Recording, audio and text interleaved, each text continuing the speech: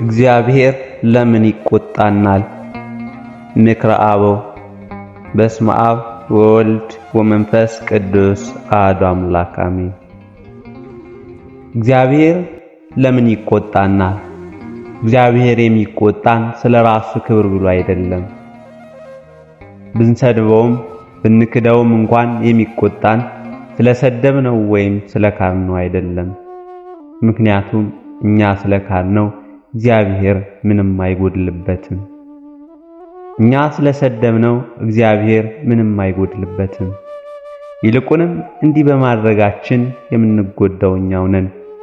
በመሆኑም የሚቀጣን ለእኛ ካለው ጥልቅ ፍቅር የተነሳ ነው። የሚቆነጥጠን ለእኛ ካለው ወደር የለሽ ጠብቆቱ የተነሳ ነው። እርሱን እየናቅነውና እየራቅነው ስንሄድ በክፋት ላይ ክፋት እየጨመርን ስንሄድ እንዳንጎዳ ሽቶ ነው። ብርሃንን የሚጠላ ሰው ብርሃኑን ሊጎዳው አይችልም። በጨለማ ውስጥ በመቀመጡ ራሱን ይጎዳል እንጂ በራሱ ላይ የጉዳት አይነት ይከምራል እንጂ እኛም እግዚአብሔርን ብንጠለው በእግዚአብሔር ባሕርይ ላይ ምንም ነገር አናጎድልም። ምረረ ገሃነምን በራሳችን ላይ እንፈርዳለን እንጂ። እግዚአብሔር በእኛ እይታ እጅግ ክፉ የሚመስሉ ነገሮች በእኛ ላይ ሲያመጣ እኛን ከመቀበል አንጻር አይደለም፣ ከመበቀል አንጻር አይደለም፣ ይበልጥ ወደ እርሱ እንድንቀርብ እንጂ። ሐኪሞች አእምሮአቸውን የሳቱ ሰዎች ቢሰድቧቸው አይከፋቸውም። በዚህ አኩርፈውም መድኃኒት ማድረጋቸውን አያቆሙም።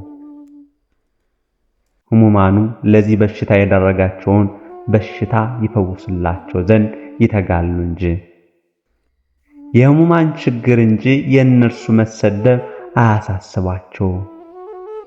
እግዚአብሔር አምላካችንም የሚቆነጥጠን ስለሰራነው ኃጢአት አይደለም። ኃጢአት ሕመም ነውና ከሕመማችን እንድንፈወስ ሽቶ እንጂ። ቸር አባት ሆይ፣ ይህ ከአእምሮ የሚያልፍና የዚህ ዓለም ቋንቋ ሊገልጸው የማይችለው ፍቅርና ጠብቆትህ ዘወትር እናስበው ዘንድ አስበንም በተግባር እንኖረው ዘንድ አእምሮ ልብን ስጠን። ለዚህም ግሩም ፍቅርህ ያልተገባንና የእውቀት ግምጃ ቤት ብቻ ሆነን እንዳንገኝ ብርታቱን አድለን። አሜን። ምክረ አበው። ይሁዳ ያን ሁሉ ኃጢአት ከሰራ በኋላ ንስሐ ገብቶ ነበር። ንጹሕ ደም አሳልፌ በመስጠት በድያለሁ በማለት በማቴዎስ ወንጌል ምዕራፍ 27 ከቁጥር 4 እንደተጻፈው ዲያብሎስም እነዚህን ቃላት ሰማ። ይሁዳ የድህነት መንገድ መጀመሩን አየ፣ አስተዋለ። የይሁዳ መለወጥ በጣም አስደነገጠው። ምክንያቱም የይሁዳ ጌታ የኃጢአተኞች ወዳጅ እንደሆነ አሳምሮ ያውቃልና።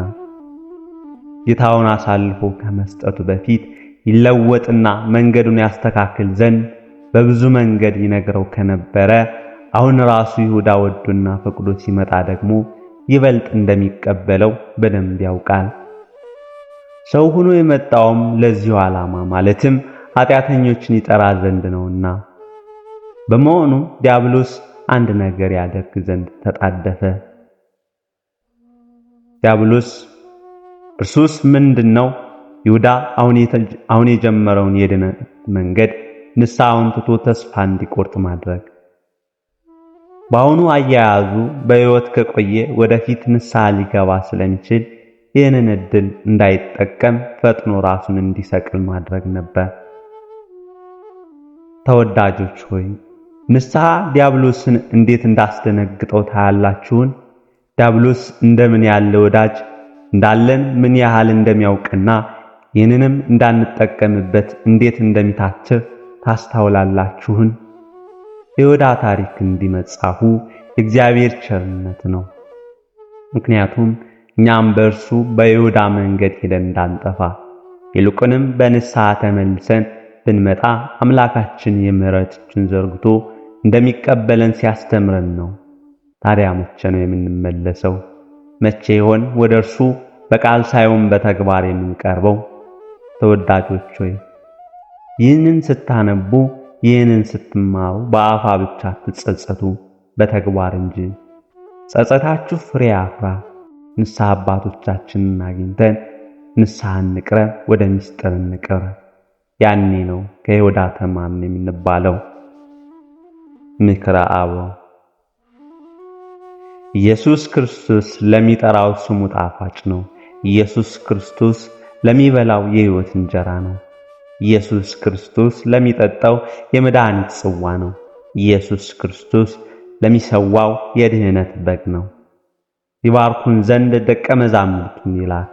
ጋሻውን አንስቶ የሚጣላን ይጣለው። ተአምረ ኢየሱስ። በአካለ ሥጋ የሞተን ሰው መመለስ እንደማንችል እያወቅን ከልባችን የምናለቅስ ከሆነ የመዳን ተስፋ ያለውንና በነፍሱ ለሞተ ለኃጢአተኛ ሰው አለማለቅሳችን እንደምን ያለ ስንፍና ነው!